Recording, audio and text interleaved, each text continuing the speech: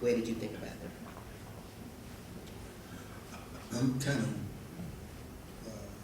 intrigued about how you're going to answer that question. That's why I asked you first. More than myself.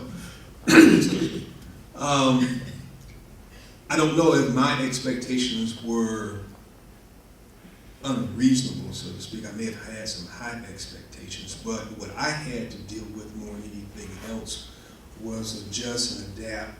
And that's what I'm saying. I want to know how you're feeling, because there, in our denominational structure to some extent, there's already sort of a built-in expectation of the First Lady.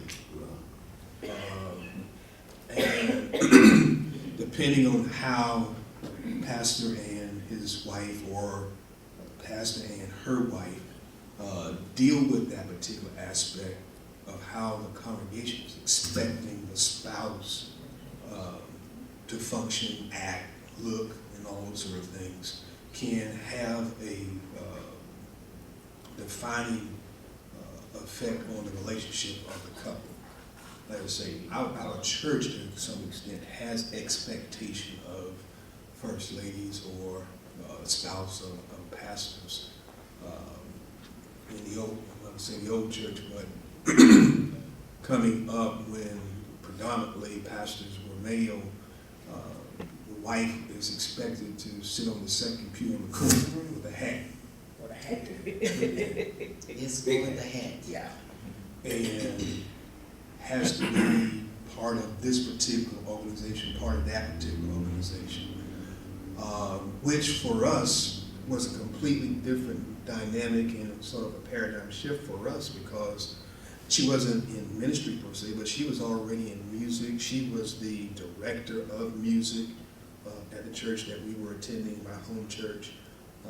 She was directing choirs and things of that particular nature. So sitting on the second pew wearing a hat wasn't her thing. And when I got into ministry, it wasn't too long before the organized church sent me out to start pastoring. I was pastoring while she was still choir director at home church. So I'm going somewhere else, and she's not coming along with me. The children were with her. I will go, come back, and things of that nature. So the expectation at that particular point in time was how I'm going to deal with how the church views the way that she is supposed to be and act, as opposed to how it's going to work for us. And the first thing I indicated to my pastor at that particular time is, you need to start looking for you a musician, because she's coming with me. And it wasn't so much that she had to be my choir director or anything of that nature. She was my wife. Yeah. And so we were going to be a team and a couple with respect to dealing with what God had called me to do. So it was important that she was at least with me. I didn't have the expectation that she had to just jump in and do everything with respect to what's being expected in the church, because she already had what I thought was her niche. And I really didn't have to, I never had to coach or ask her whatever when it comes to that particular aspect, because that was her ministry when it comes to music. So at that, she just fell right into that particular aspect without me even making any prompting of it. Now, that's the way it was. There was a void there anyway, and there was a need. So she just fell right in. She became the musician. At that time, the girls weren't old enough, but as the years went along, whenever I went anywhere, I had a musician and I had a choir. Because the kids were singing, she was playing. And so we allowed the dynamics of what we were doing in ministry to somewhat shape the relationship, instead of me having the expectation of what she ought to do. Okay.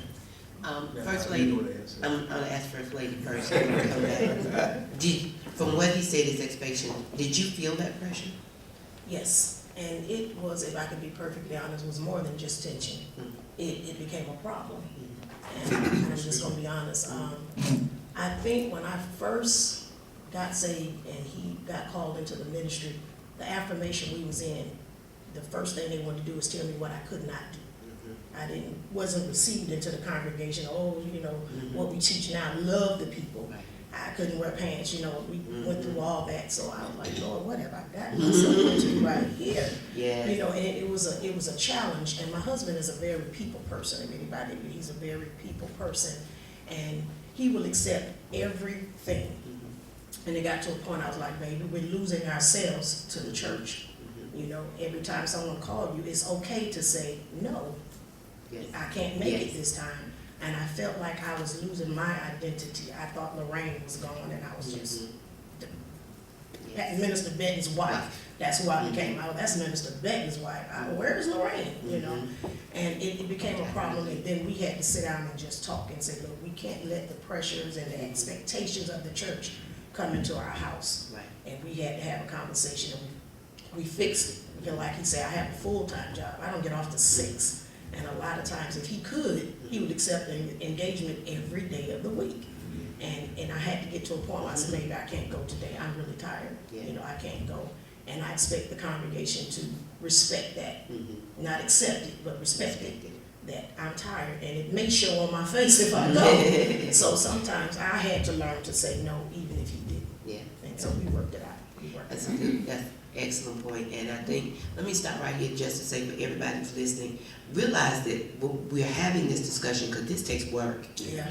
This is not where it's an automatic thing where he thinks one way and we agree, or we think one thing and they agree. It takes working this thing out, and in doing that, it's going to take some compromise. Yes. You said something about him wanting to go every time the door opens, yes, I can go, yes, he can go. And I can remember him doing the same thing if there was an available Sunday. And sometimes you didn't know, you had to get to the point where you say, honey, you got 5 Sundays in the month, Yes. or 4 Sundays in the month. Yes. You can't preach every Sunday, even if you have a Sunday available, because you got a family. And so sometimes it's that, which is, I'm getting kind of ahead of myself down here, if we're not careful, because we have a lot to cover, we're not going to do this in an hour, that our children will become the resentful of the church and resentful of us. And so I'm definitely going to get to that in a minute. Pastor, when we were talking, he said how I felt things of expectation. The thing that I felt, and part of it in a way was probably a little bit of rebellion on my part. It's not that I didn't feel that I couldn't be a pastor's wife, but my obligation at the time, my passion was music. And so, and I loved playing for the choir where I was. I liked to be in the ministry of music. And for me at the time, because we had already, I said this way, I messed with him and say, you uprooted me and moved me from Atlanta, and I'm in Savannah, I don't know anybody, and But then when I began to be a part of the choir, I felt at home. Right. So now here you are, you're pastor in your ministry, I support you, but don't snatch me right out of something now that I feel secure in. And so God, it wasn't an immediate thing. He had pastored for a little bit, but God, he didn't realize that what God was beginning to do on my part was make it uncomfortable where I was. So that by the time he had the conversation with the pastor that says, you know, you really need to look for a ministry, I was ready to go. But if he had done it at first, I would have been resentful, and it would not have been a good transition. And so that's why I'm glad you said you have to talk it out. You have to come to a median point. And let me make it clear, you're not going to always agree. Amen. It's not going to be where, okay, I believe everything you say, I agree with that. No. Sometimes you have to get to a point where it's a 50-50, or sometimes it's a 75-25, because every situation is going to be different. But in doing that, realize it is work. It's worth the work. Because I do believe this, First Lady, you can tell me, I believe that God, every woman cannot be a pastor's wife. I don't believe they're anointed for it. Right. Same way, vice versa. If you have a woman who's a pastor, I don't believe every man is equipped. And so God knows what he's doing when he's putting them together. We don't always understand the plan. Right. But I believe God knows what he's doing, so it takes a lot of prayer. Can I ask you a question? Sure. Because through the years I've been trying to get God to answer this question for me. Maybe my ears have just been open enough. But when the Lord calls an individual to the position of a shepherd, a pastor, knowing that that person has a spouse, is God's expectation of that spouse what is God's expectation of that spouse? And the reason why I asked the question is because I've always felt, and we probably still have some heated discussions about this, that, okay, if you called me to do this, you know her. You got to know her. There was no way, my view was, there's no way you can call me to do anything that I'm doing without knowing who I'm married to. So she must meet, I'm thinking, in his mind, she must meet the qualifications, or you would have never asked me to do it. Because she, according to your word, is my helpmeet. So my question is that an unreasonable expectation on my part? That if God calls a person to a position, that he certainly understands the spouse that that person has. You follow? Okay. So I wanted to have just a little dialogue about that, because I think there are many of us, and not just in a pastoral position, because there are many people, married couples in church, who have the same struggle as pastors and first ladies. Because if I am an officer in the church, that the church requires a lot of my time, but I'm married to a spouse who doesn't see it the way I see it. Why would God call me to this position? And I use the pastoral because that's a called position. Others might be given by the church. But any called position in the fivefold ministry will say that an individual has embraced. Is it unreasonable for us to say to God, okay, you called me to this, why is there a struggle here? I don't believe, and I'm gonna let you address, I don't believe, needless to say, nothing takes God by surprise. And I believe it's a process. What we have to go, and this is just the way I feel about it, is we have to go through the process. I think about something that Benny Hinn said right before he was divorced and they got remarried. He said, what my children used to hear me say, and we talk about ministry, and he would say, I am married to God. And his wife said, after, they began to struggle, that you are not married to God. You're married to me. God is the head of your life. But you were married to me. And I've always been second place. And second place, and not in terms that he shouldn't love God, but because of the fact that everything came up before her. And so it has to be, in my opinion, a point where we sit down and say, balance is what we're trying to talk about. And I believe God is the balanced God, so we have to do things in a balanced way. Because we are human and we are flesh, our emotions and our feelings get in the way to just think, well, she need to go with me everywhere I go, because she might help me. You mentioned our brother and sister right here. He's always said, I'm the head of the house. We kid around with it. And so she's supposed to do what I say. He missed the part that says we have to submit ourselves one to another. So there is a compromise that has to take place. And it's a process where God, you may in some circumstances be right, but God has to work it in her.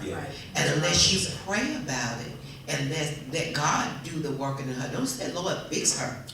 Say, Lord, help me to help her be what it is that she's supposed to be. Give me understanding, give me patience for her to get there, and she'll get there. That's what I believe. And I believe because God, he knew how she was, he knew how I was, and vice versa, he knew how you were and he was. And so it's not a surprise, but it does take work. The problem is that a lot of us don't take the time to work it. We want a quick, fast, and in a hurry, and it should happen right now. So because God knows us, God made us, I believe there's a process out of all of it, but at the same time, he's working on us. He's working on you to realize now, I see her point, or I see his point, which made me think of a question that may help too. You said when you called in the ministry, you had an expectation of her, of what it is she's supposed to do. So what becomes, you said she has more in her that she can pull out. So what begins to happen then when she begins to do that, she's pulling out, and now she's got these things that she needs to do. Your time may have been freed up a little bit, but now she's doing that part. How are you going to feel? Because now, will you feel neglected because she's now doing what you already knew, is that she's doing what you wanted her to do. But now be careful of what you asked for, because you just may get it. That makes sense? Yes, it does. And I think I can't speak futuristic. I'd like to believe that I would rejoice, because I love to see her do what she does, Mhm. because I think she does it well. When it comes to planning events for women, Mhm. when it comes to standing before them and just sharing her life's experiences, Mhm. and just really helping mold young women.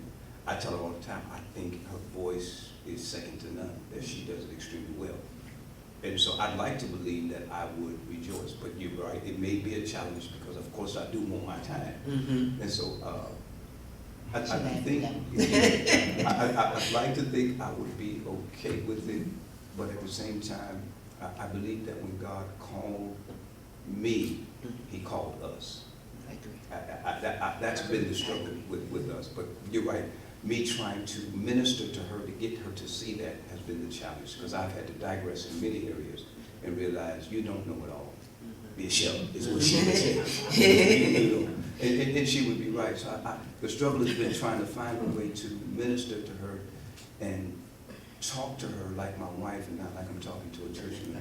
That's good. And realize I'm not counseling. This is not a counseling session, Mhm. Bishop. You know, but I think in many cases, accepting the fact that when God calls one, He calls one. He called me. He called us. And He knew her strengths, He knew her weaknesses, He knew her capabilities. And so me trying to help mold her and bring her to that level has been the challenge for me. But First lady.